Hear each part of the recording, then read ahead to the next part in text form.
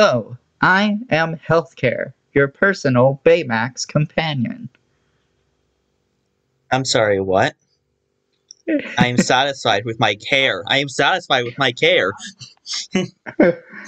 On a scale from 1 to 10, how would you rate your pain? 100. Yeah, okay. So, welcome to the From the Closet podcast. I'm Avery, that's Lily. Today today we're covering Big Hero 6. The You only know, movie where robots encourage breaking and entering. so something I didn't do was go to check um the schedule. So I don't know what we're doing next week, but tomorrow uh, is whatever this wheel lands on. So I'm spinning it now. Oh, oh God! Avery? Avery, what's wrong? It finally happened. Avery, Avery, please don't tell me it's time. Percy Jackson, Sea of No, Monsters. no. Why? Why? Yep. Oh, so you want to record that one tomorrow? Not really, but I mean, we are also pretty behind, so we do need to do some decent recording. Uh, yeah. Um, okay, so anyway, in the description below, you will find a link where you'll be able to purchase, rent, or stream Big Hero 6. Our links are centered around the US, but if you use the Just Watch app, it will redirect you to your country. And if you use the website, you'll be able to change the country from the website page. Also, in the description is a link to our Patreon where you can vote on future episodes of this show. You can bleh, you can get access to episodes of this show early, as well as episodes of our sister show Off the Shelf, which is about books. hey, The Avery. first episode, yeah. Sorry to distract you on this, but um, this episode is supposed to come out after Lilo and Stitch, right? Yeah, it's supposed to come out the day after Lilo and Stitch. No, Lilo and Stitch releases on a Tuesday. Or that doesn't seem right. Yeah, Rio 2 Let releases on Monday, Lilo and Stitch on Tuesday, November 1st.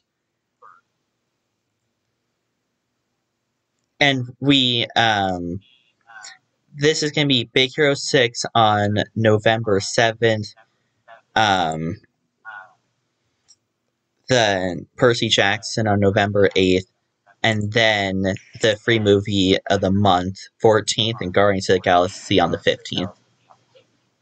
Wait, yeah, I don't know why, but like earlier I literally said Percy Jackson releases tomorrow, and like yeah, it does. So I don't know why my brain was thinking this comes out the day after Lilo and Stitch.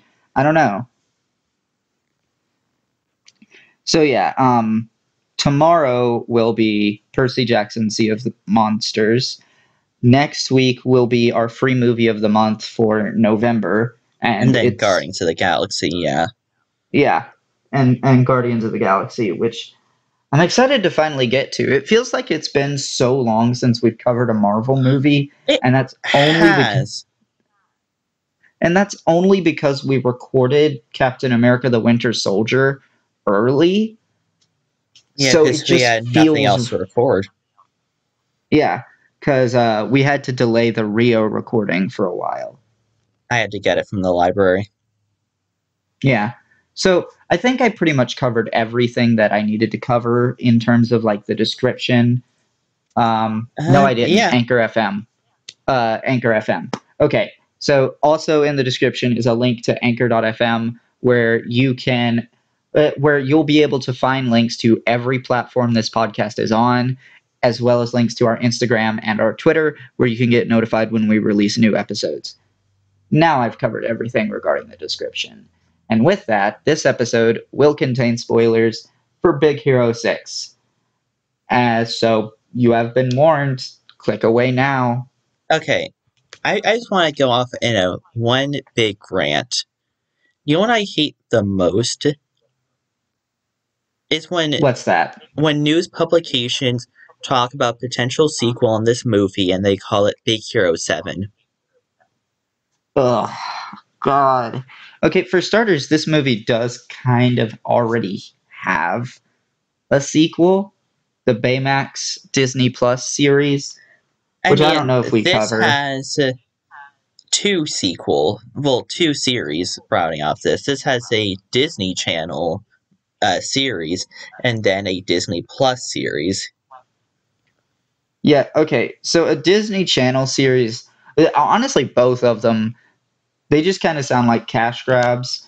And like after covering Doug Days, I don't know how much I want to cover stuff like this because like Doug Days was meh. I might rewatch and see the Disney Channel one that has like 3 seasons under it.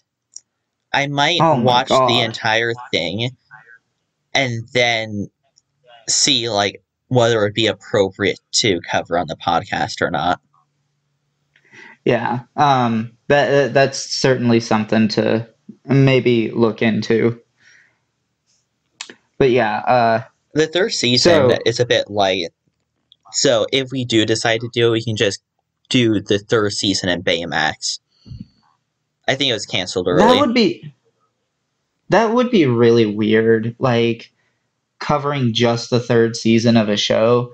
Like I've been considering just covering the last season of Dragon Ball Z Kai because we're already going to be doing Dragon Ball Z Abridged, but even that would be really weird. Well, I mean, I'm not And saying I've also just cover the third one. I mean, like, when we get to the third season, because it's so short, we can just add on Baymax because why not?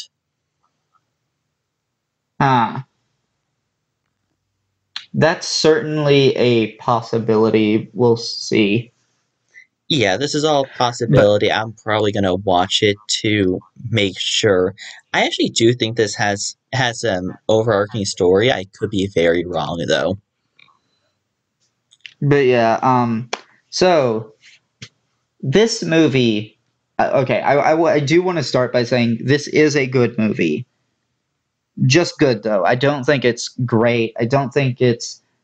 I mm, I'm conflicted over whether or not it's in the top half of Disney, like Disney Animation Studios, because they've made some shit before.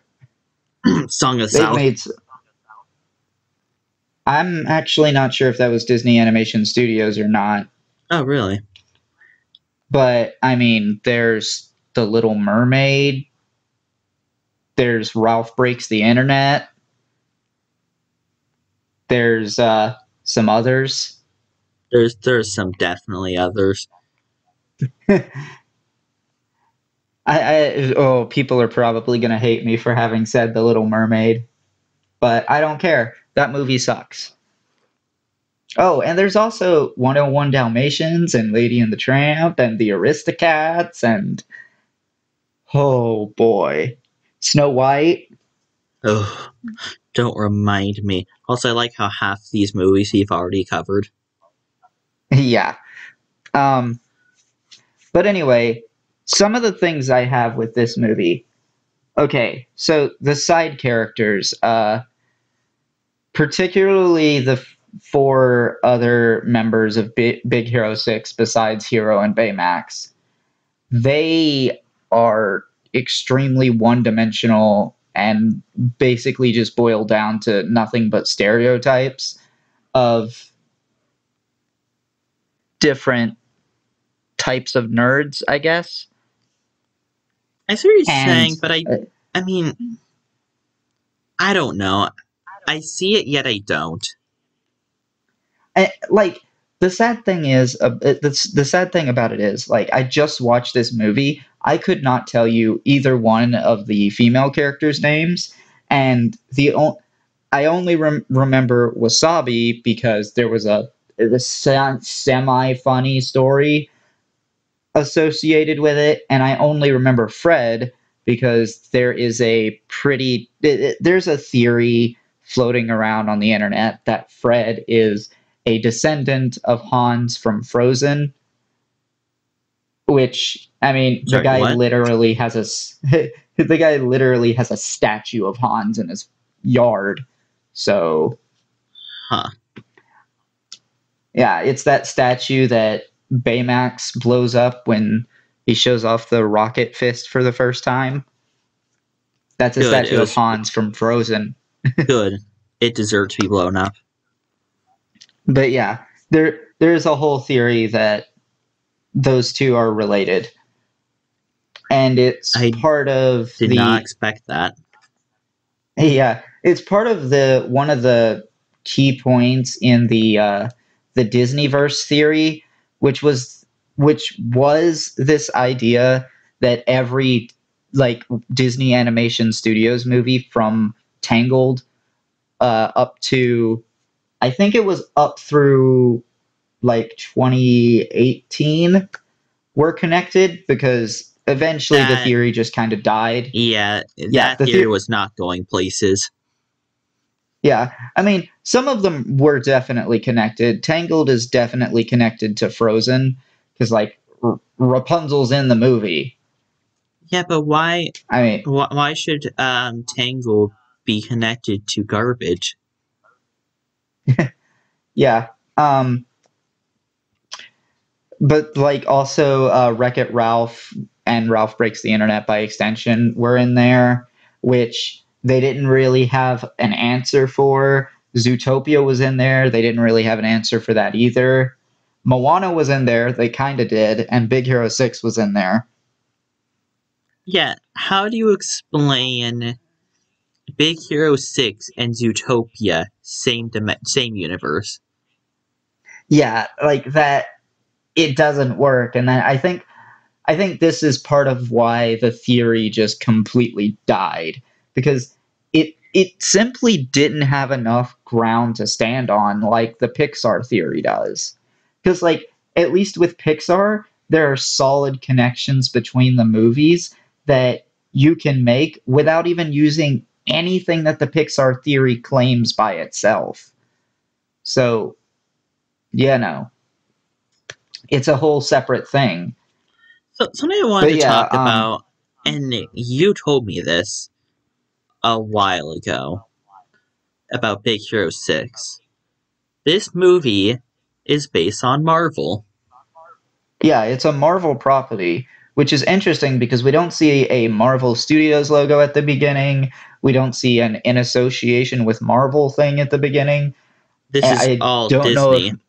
Yeah, yeah, and I feel like that's part of another reason why some people don't really like this movie because they're tired of seeing like superhero origin stories. And I don't know, it just felt but like this is the same company that put out The Incredibles. Yes, that's a different studio, but still, um, it's just that you go to see the new animated Disney movie, you're not expecting a Marvel property. I guess that's true, but I mean, I also see a lot more into it, especially the like about just the trauma and how both the characters dealt with said trauma. Also, back on what I was saying, you also don't expect it to be like it. If you are expecting it to be a Marvel property, you aren't expecting it to be a property that literally no one's heard of. Yeah, I was questioning that. Like, it seems like no one knows Big Hero 6 that was actually produced by Marvel. Yeah, like this movie is the most high profile that the Big Hero 6 team ever got. And I never even read any of their I never even read any of their comics. that's probably why Disney decided to make this movie. Because it was probably never going to be merged into the MCU.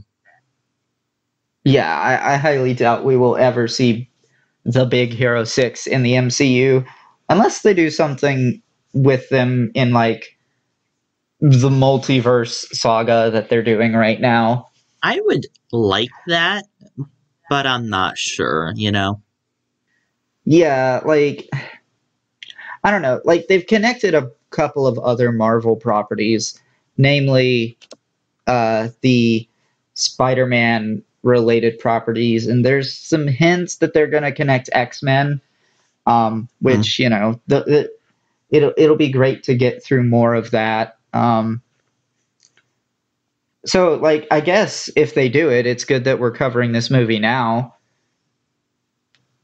I mean, Yeah, though, I why mean, not? this is an animated movie, so I really wonder how they would fit that into an MCU property because that's mostly live action.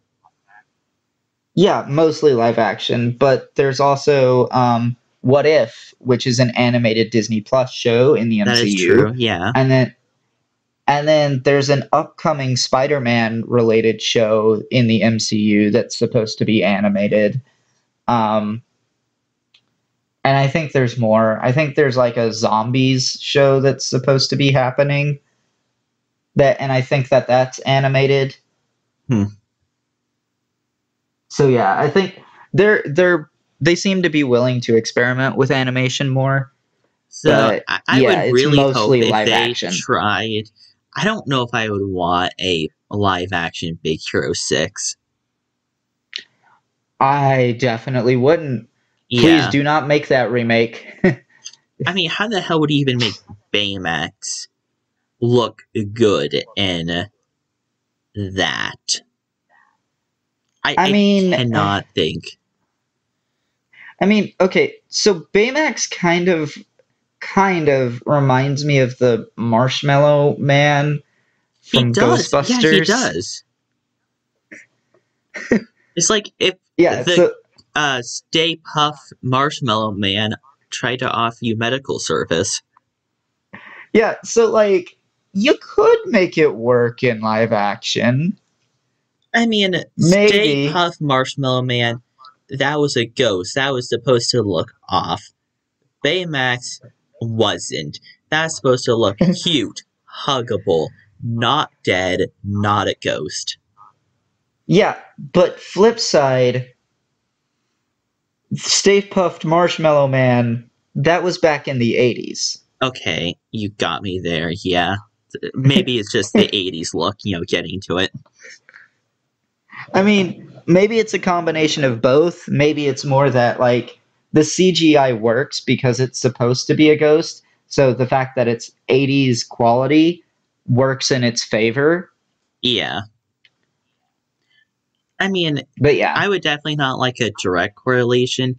And I love what they did with the animation on how you're able to see inside Baymax in that one Oh yeah, scene. that was pretty cool. That was pretty cool. Yeah. I think the animation in this movie is really good, but like it's what we've come to expect from Disney Animation Studios. Like I don't think I've ever seen a poorly animated Disney Animation Studios movie. I Like not a mean, single one. Even Snow White is pretty well animated, that and is that movie true, came out in yeah. the 30s.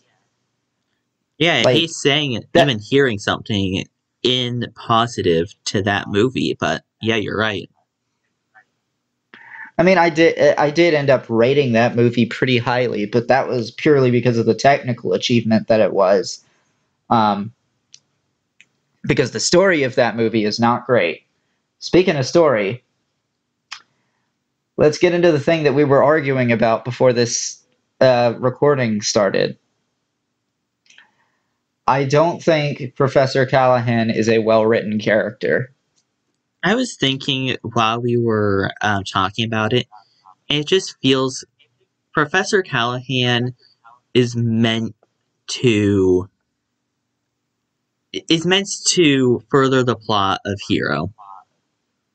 Yeah, like I get that, but at the same time, I can criticize how he's not very well No, written no, I'm because saying how he's not. He shouldn't be just one layer. He shouldn't be the plot device to another character, and that's his entire character. yeah, and like there's a lot of problems though For one, he's supposed to be this really, really brilliant thinker, this really brilliant mind, and the decisions he makes don't make sense to me. So early on in the movie, he starts a fire to, I guess, fake his death and also steal a bunch of microbots. Yeah, steal a It's bunch of microbots debatable. that's off the grid. Yeah, stealing a bunch of microbots that he really didn't even need to steal, because like Hero would have given them over willingly. I, They're like he already trusted and liked Callahan, so yeah, I I feel, mean, and Callahan, I remember a scene where they were talking about Callahan, and Hero's like, "No, that makes no sense. He's too known. He's too on the grid." And that's why I keep saying that. But I feel like when you, that's like I think one you of okay. the. Sorry, I think you said Callahan there when you meant to say Cray. Oh, sorry, I'm an idiot. Yeah, Craig. Yeah. So like that's another thing. The movie tries to do this red herring thing and make you think that the villain is Cray, even having Fred say this line. I think it was Fred say this line where it's like, "Oh, Cray is the person in the mask." Like trying to spell it out so explicitly for you. And like, I don't know, if you didn't see the fact that it wasn't him coming, I feel like, maybe you need to go watch some Scooby Doo for a while. but also, I mean, the entire twist. It's all.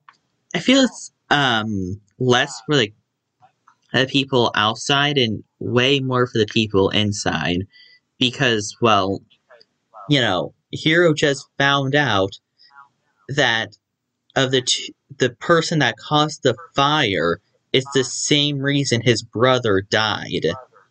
His brother went to go save that person. Yeah, and see, here's the other thing that gets me about Callahan. It's his willingness to kill so many other people that are completely unrelated to his motivation, so to speak. Like he wants revenge on Cray because he blames Cray for his daughter's death, even though she's not actually dead, and he never once considers that she might be alive.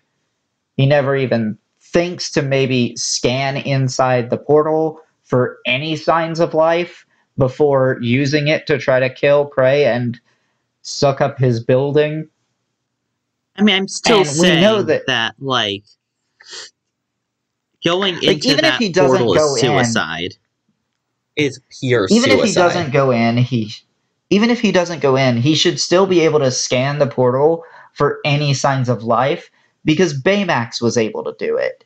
I mean, And it was said that Hero was a genius. Not even Baymax didn't even have the capability of scanning that far until Hero's just like, yeah, I'm gonna fix you. maybe, like, I still think he probably would have been able to figure out a way to scan inside the portal for any signs of life. He may have been able. The bottom line is the fact that he never even considers it for a moment, like not even as a possibility. I think So he was consumed by rage. I have another thing to say though. Hmm. Why isn't Cray in prison? Seriously, government officials were there on the day that this machine completely malfunctioned. They heard his staff tell him that there were abnormal readings that could present a safety issue. There is no way in hell that he doesn't get like that this doesn't get brought to trial and he doesn't get convicted of negligent homicide. So, how much money did it say that Cray had? How much It bribery that do you think that he did? No, I'm sorry. The movie doesn't give any indication that happened either. Like there should have been something, I'm just but there was thinking out nothing. loud. Like there should have been something, but there was nothing. There wasn't even people angry over the situation. Like he gets up and does this presentation later that Callahan interrupts, but there's nobody. There's no protesters or anything. There's nobody challenging him because of this event that happened however many years ago. I mean, it does He's sound just like well this was respected. swept under the rug. I mean, it could have very well been swept under the rug since, I mean, not even, Hero and probably not even Tadashi heard of stuff, something like this. There's always whistleblowers. Always whistleblowers. Eventually something comes out. But yeah, like I don't know. It just seems weird to me that he isn't convicted of negligent homicide because at a certain point, all the money you have doesn't matter. We're seeing that now with uh, a certain couple of people who are going through the courts right now, and their money isn't helping them. Yeah, and I do understand, but with these two villains, it's yes, Crahan does need to face his own crimes in court, not in this way. I feel like what they add to the movie is less of himself and more to Hero, which I feel Hero is really well written. Yeah, but I don't. Am I done with Callahan?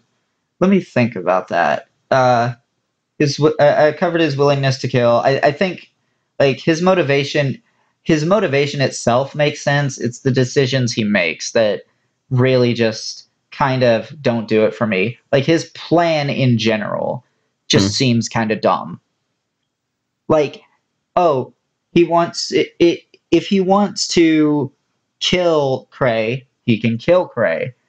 If he wants to destroy the building, he can destroy the building. But I don't see why he needs the portal for that when he also has all of these nanobots.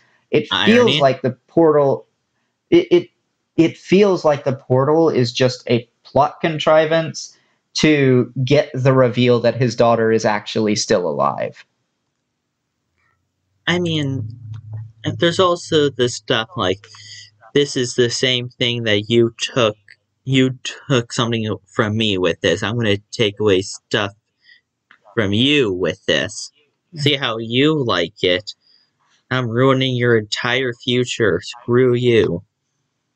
Also risked killing himself as well. So I don't know. It's just I think it's a pretty stupid plan. But yeah, moving on. Everything with Baymax is great. Um, I had the thought that it almost sounds like in some scenes it almost sounds like the actor who is voicing Baymax is recording his lines drunk, and I mean that in like the best way possible because it's hilarious. Well, I mean, remember that? I think you know what time you mean. The one where the low battery. The low battery scenes, especially, yes. Oh my god, the low battery scenes are great. And that's where I got that opening line from because in he usually would say, I am Baymax, your personal healthcare companion. But for some reason, when he has a low battery, he switches to saying, I am healthcare, your personal Baymax companion. I actually did not pick up on that. I must have forgotten. Yeah, yeah, I thought it was pretty So funny. Baymax and surprisingly Wally have a lot of similarities. They both I mean, turn drunk I guess they're when low battery. I mean, I don't remember Wally getting drunk because low battery. I just kind of remember him dying and then being brought back by It was earlier in the hand movie. holding. But yeah, he But was in the movie. Like when he went to sleep the next day, he had a low battery, and people are comparing it to maybe a hangover. Definitely looks more like a hangover. But yeah, I definitely think Baymax was entertaining, and like I said, he does remind me of the Stay Puffed Armed Marshmallow. Uh, And yeah, Stay Puffed Marshmallow Man, whatever. I love the feeling of Baymax, especially the later parts of the movie. It's like, do you want me to kill Callahan? Yeah, like there's also like the whole aspect here of like um him forcing Baymax to uh go against the Hippocratic Oath and actually start attacking Callahan.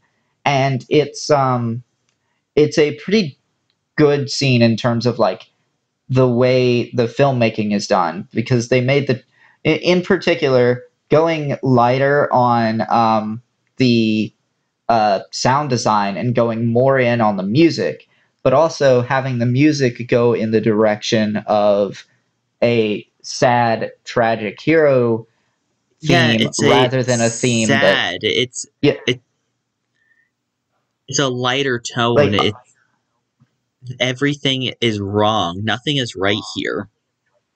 yeah, like they're not leaning into the action with the music. They're leaning into the sadness of it and like saying, this isn't something that should be happening because like this is a whole thing of like hero seeking revenge for Callahan killing Tadashi, which I mean, we've already covered. He had no reason to kill him. Shows no remorse. That's the other thing too. It's like other twist villains that we've seen in Disney properties. They have remorse when they do something to the main heroes. Like particularly, I think of Waternoose in Monsters Inc. He he at least felt remorse for banishing Mike and Sully, but here, like, it just Yeah, seems like Callahan is completely heartless. which feels even weirder because you could have totally gone the route of where Callahan didn't. This never involved Tadashi. He was Yeah, just exactly. a byproduct of that. Yeah, it was, something that it didn't need to happen, and it kind of leads into the whole movie. So obviously it happens because if it doesn't happen, we get no movie. Um, Yeah, I mean, obviously, there's a reason why it did happen, but Callahan, that was never a part of Callahan's plan.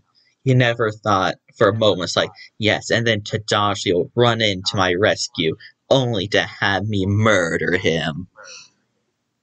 yeah, and it like the fact that he shows no remorse for someone who supposedly was his star pupil, or at least something like that. He was at least a very well respected student because he kind of like had his own lab, and like the other four students looked like they were kind of sharing a room Yeah, that was their collective lab, but Tadashi had his own that was adjacent to theirs, but it was still very clearly its own room. no, it's Baymax's room. Baymax had his own room. I guess. I But also yeah, love Tadashi showing off Baymax. He didn't even say anything. He just pulled out duct tape. Just now, I'll make you feel pain. yeah.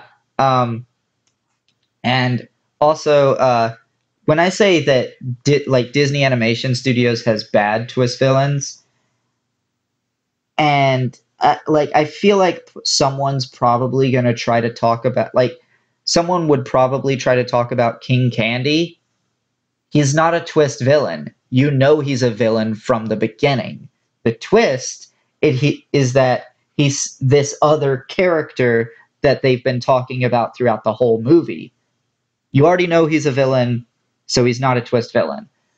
No, it So, reminds me like of I, when someone tried to justify the character in Megamind as a twist villain. uh, yeah, no, like Titan, like you already know that. I think his name was Hal. You already know that he's a shitty person from the beginning. So it's like the surprise is that he got superpowers. That's it. But yeah, so as I've said before, um, Atlantis: The Lost Empire had Disney Animation Studios' only good twist villain, in my opinion.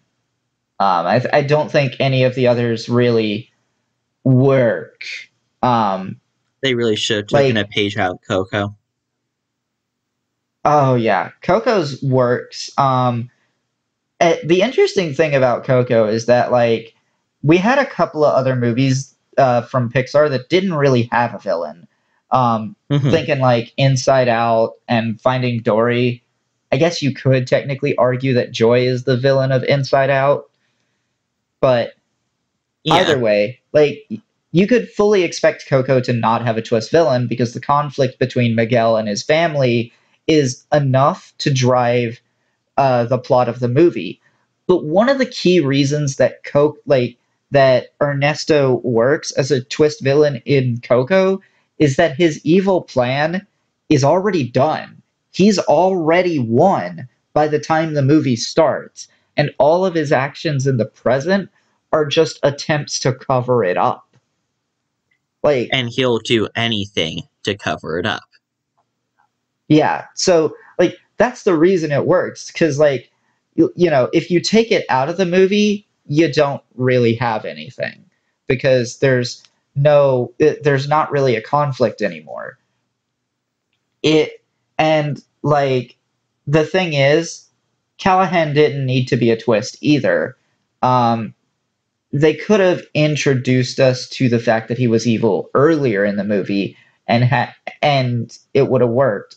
Just like how they do with Stinky Pete in Toy Story 2 or Lotso in Toy Story 3 or Charles Muntz in Up, just to name a few. Yeah, But Disney got into the habit of revealing their twist villains in the third act and having them make a complete 180 in terms of personality. Looking at Frozen. you, looking at you, Hans, and the fucking sheep in Zootopia, whose name I refuse to remember and will not look it up. Um, Yeah, I can't remember either. but yeah, it's just I think it was a sheep. those. I said it was a sheep, Oh, but yeah, those twist villains are not good. And like I said, Pixar's not innocent. They did Screenslaver, but just like how I feel with Incredibles 2, there are other things in this movie that make it worth watching, that make it still a decent movie. Namely, it's like the way it breaks down grief and like the way it handles grief in general. There's a lot of talk about the 5 stages of grief. You don't always get all five, and they don't always happen in order, obviously. But the 5 stages of grief being denial, anger, bargaining, depression, and acceptance. I like how they. Um, I think it's fair to say that we did watch the cinema therapy video on this. yeah, for sure. And I think I've touched on quite a few of the points that they made in that Yeah, video. we really both have, and but what I Cinema love ther- about that cinema video is therapies. something that they said was, there wasn't really a denial. He saw it in front of his own eyes. Yeah, he saw it happen. So like mostly we see Him denying his own depression. feelings, but Yeah, but like mostly in terms of the stages of grief, with Hero, we see depression, anger, acceptance. Like that's really how his arc goes in this movie, which is at least somewhat realistic. Yeah, Um, there was heavy depression. Yeah, I want to say, lion up, anger. Just yeah, straight there up is also anger. the see, and the other thing too with the anger is like he tries to seek revenge on Callahan for killing his brother, and the way he does so makes more sense than how Callahan seeks revenge on Cray. Like it, it just makes more sense and it flows more naturally. The difference, but the key difference being is that Hero had people to stop him. Yeah. And I really wish that they made Callahan more of a more building up to this moment of reveal. Because as you can do a reveal to the character without doing a reveal to the audience. Like make it so painfully clear to the audience that he's the main villain, but make it at least so that the characters because that's what they wanted to do. They wanted the reveal for the characters to make Hero go all anger mode. Yeah, and it's you know, I I don't think this is one of the greatest Disney movies of all time. I it's at least a solid B tier. Yeah. They say B. I would agree. I personally I would say maybe an A tier for me. There's not a lot of Disney movies I can really say that are this is the best of the best. I mean, obviously you've seen Tangle and that's pretty good, but I Yeah. really Also, love Baymax. yeah, like Baymax is probably the most fun part of this movie. So, yeah. Also, the But music, the sound design was good. The animation, the cut away on the Tadashi's hat. yeah, like all of that's really great filmmaking. Back on cinema therapy for a second though. Yeah, Just last week we released our episode on Lilo and Stitch. Um, hmm. I don't know if I ever mentioned it, but I really, really hope that cinema therapy does eventually do a video on Lilo and Stitch because they haven't done one yet, and I think it would be really cool. Yeah, I think it would be cool too, especially stuff in that movie. I would say deserve a cinema therapy video on. And also, if you guys at home can't tell, I think cinema therapy is my favorite YouTube channel. I, I don't watch every video they put out because I haven't seen every single thing that they've done videos on. Like, because they always talk about like typically just a movie. They very rarely ever do series, and when they do, it's always something short. Yeah, As much as I would love for them to cover Avatar: The Last Airbender, they've already said that they're not going to do it because it's too long. that makes sense. 3 seasons, pretty bulky seasons at that. Yeah, it's just too much. But yeah, I don't really have much more to say. Do you? We've been going 43 minutes. I think we basically covered this movie just All fully. right. So, with all of that being said, I'm gonna get into the critic ratings, I guess. Okay, So, IMDb gives this a 7.8 out of 10. Too much water, I guess. I mean, way it too does take place in way too much it water. does take place. Yeah, it does take place in San Francisco, which I think is a combination of San Francisco and Tokyo, especially considering a lot of the characters have Japanese names. Hiro, Wow, this Tadashi. is this is better than the Phoenix Wright. Plus, I forgot the other place.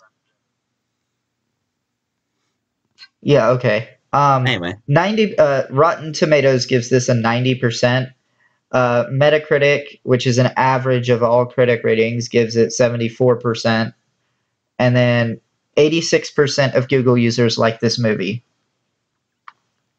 Okay. I think this is gonna be one of them. For no, we had another podcast where our views on the source was very wildly different. And I think this is gonna be another one. We still haven't had a movie that was like absurdly like where our opinions are super absurdly different, because I still think this is a decent movie. Yeah. We have yet to have a we have yet to cover something where I think it's just really bad and you think it's really good, or the other way around. Like that hasn't happened yet. Honestly, I would have thought that because you kept talking highly on the Parent Trap, so I thought for sure it was gonna happen there. Yeah. That didn't That's happen. just on me for that's just on me for not remembering the original version of that movie very well. Still stand by the remake. I think it's a much better told story.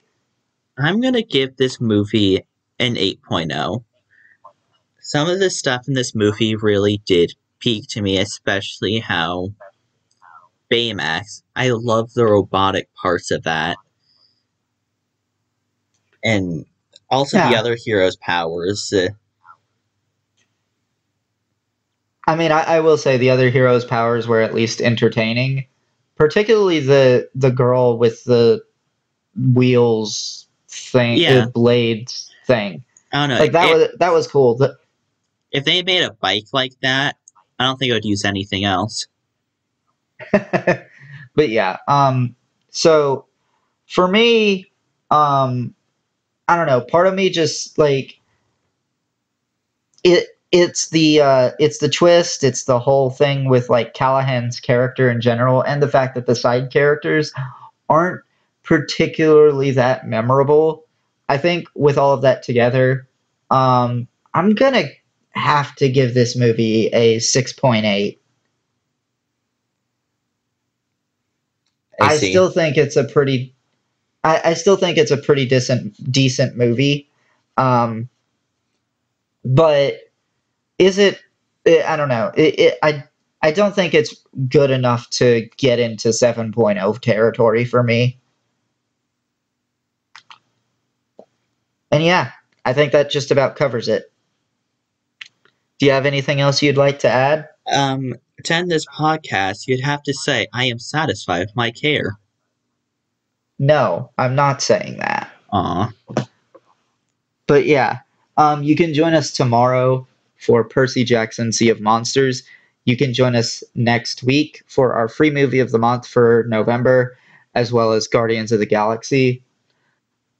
And with that being said, I've been Avery, that's been Lily, and we jumped out a window.